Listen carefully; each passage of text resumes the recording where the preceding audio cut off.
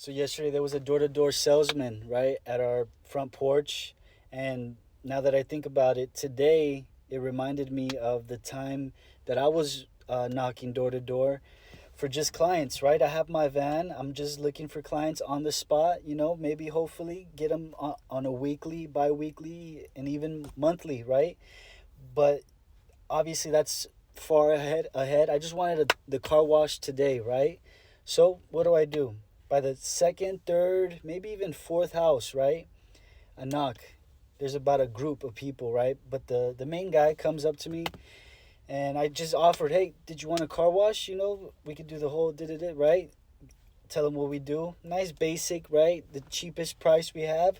Boom. He's thinking about it, right? Says yes. Cool.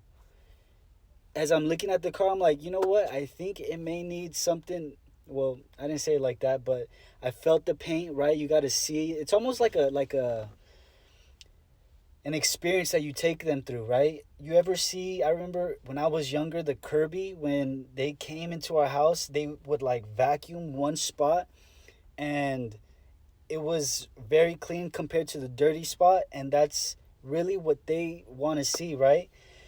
And it's in those like before and after that they can see right on the spot, and it's like I can do this for this price, right? It's a clay and a polish, it's another basic, but it's a lot more rather than the $40. So he ended up going along with it. But it just goes to show, like, if you are willing, right? It first takes a lot of courage to knock on doors.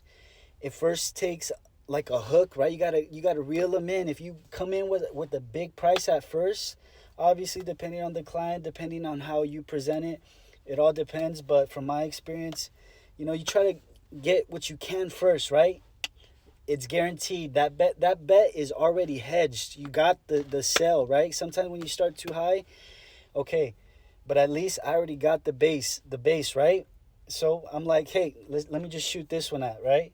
And boom, an extra 150, easy for a clay and a polish, right? And what did I want to say after this? So you may be struggling, it's easy to wash cars. Have a tank, have a pressure washer, have the basic necessities, right? The towels and your the basic stuff. If you have questions, hit me up. But I'm trying to think. Give me a second. So yeah, in sales, this is called an upsell, right? You whatever, maybe I remember when I was in Sprint, they would just come in and check their bill, and hey, if we can just obviously there's like if you see the bill correctly, and you know that if they add an auto pay card, it gives them a $5 discount on every line, right? Then yeah, maybe you don't need to say, hey, this is gonna reduce $5, although it does, right? But you can say, right, hey, if you put an auto pay card, right, you can add either a speaker or AirPods on your account, and you literally just pay the taxes today, and you won't see a difference on the bill, right? Because $5 reduction, right? But then we can add that accessory on the bill towards that monthly payment, right? And it's like it balances out. Obviously, we're not doing the correct math, but you can just get the idea. You also got to be quick with your numbers. Speak from with confidence. Hey, give them the number right there. Um, Also, too, it's all about how you present it. How much do you know? Like, say it in a way where it's like you're checking the pain, and it's just like, oh yeah, he does need the clay and polish. And boom, oh yeah, it was actually more than 150 because he offered me, or he passed me to another neighbor, which happened to be like their brother-in-law, sister-in-law, something like that. But yeah, make nothing. That's how you make something from nothing. And I do pretty good at that. All you got to do is have some kind of will, a desire, right? Have a skill.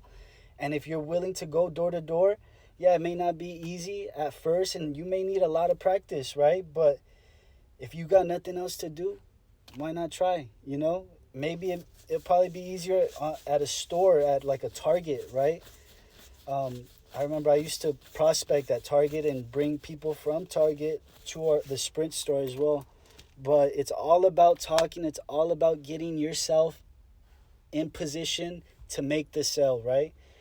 But I believe in you. You got this. You know, the ones that stand out in this generation are the ones that are going to be willing to not only do the work, right? Because the work is how you get paid, right? So not only do you got to do the work and you got to do it like professionally and look like the part, right? You got to do the building blocks, which is all the other parts leading up to that sell. But yeah, if you have any questions, hit me up. It's fun. It's like, I don't know, it's a different kind of a vibe when it comes to these types of things, because when you're probably not used to interacting, at first it's gonna be scary, right? But then after a while, you kind of get a kick out of it. It's a fun experience.